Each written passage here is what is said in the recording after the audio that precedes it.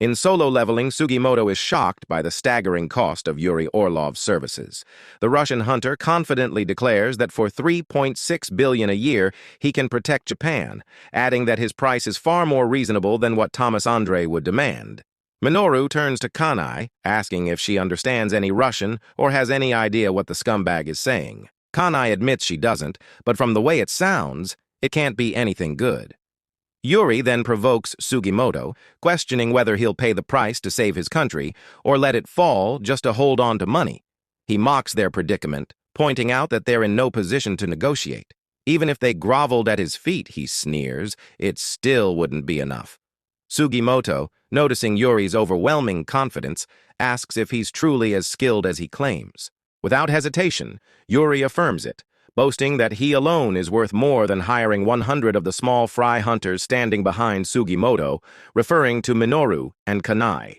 The S-rank hunters may not understand Yuri's words, but the tension in the air is unmistakable. Without warning, a barrier materializes around Minoru and Kanai.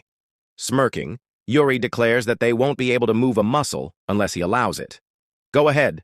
Try to break free," he taunts.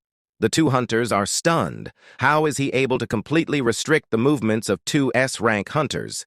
Yuri then states that he will block the S-rank gate and, as a bonus, save the two hunters trapped behind him.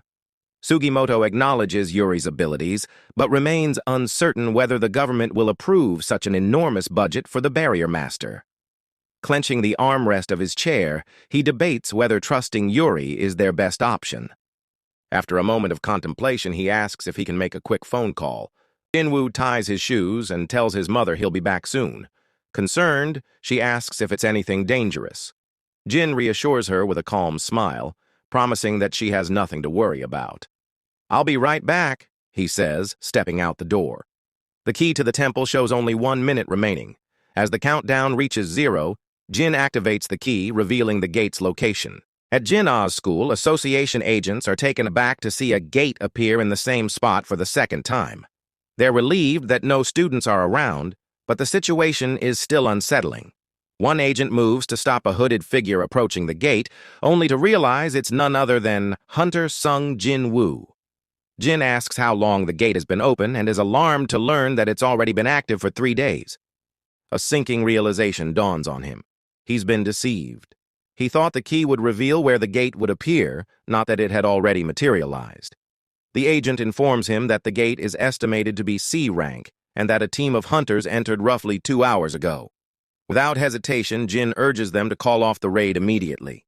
The team inside is in extreme danger and he doesn't have time to explain. Deep within a perilous dungeon, a raid team struggles with a massive door that refuses to budge, even under the influence of magic. Frustration mounts as they attempt to force it open, but their efforts are in vain. Suddenly, Jinwoo materializes out of nowhere, startling the hunters. He warns them that the door is a trap, but his abrupt arrival and cryptic message leave them doubtful. Their skepticism, however, quickly fades when one of them recognizes him as the formidable S-rank hunter, Sung Jinwoo. Jinwoo explains the immense danger lurking within the dungeon and asserts that he will take care of it alone, urging the team to retreat. As he approaches the door, the system notifies him that a key is required to proceed. Without hesitation, he summons the key and unlocks the door effortlessly, leaving the hunters in stunned silence. In solo leveling, a hunter protests, arguing that their guild legally secured the rights to raid this dungeon and that Jinwoo has no authority to send them away. Unfazed, Jinwoo extends an invitation to anyone brave enough to follow him inside.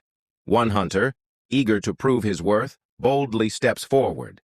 However, the moment he crosses the threshold, the system recognizes that he is not the key holder. Instantly, a statue springs to life and attacks. Jinwoo reacts in a flash, yanking the hunter back just in time to save him from a fatal strike. He then warns the group that the chamber is teeming with such lethal threats and commands them to evacuate. He instructs them to inform the Hunters Association of a double dungeon's discovery. As Jinwoo steps into the ominous chamber, the door slams shut behind him. Torches ignite, casting an eerie glow over the ancient, moss-covered statues. A wave of familiarity washes over him. This is where it all began. Yet, something feels different this time. The atmosphere is thick with an unsettling presence. Scanning the statues, Jinwoo quickly realizes they are neither demons nor living entities, but are being controlled by an unseen force. His gaze sharpens as he pinpoints the single source of magical energy in the room. "So it really was you," Jinwoo mutters, his eyes locking onto the winged statue clutching the scripture. The statue's lips curl into a sinister grin as it finally speaks. "So, you've come at last." The tension in the air thickens, signaling the start of yet another deadly encounter.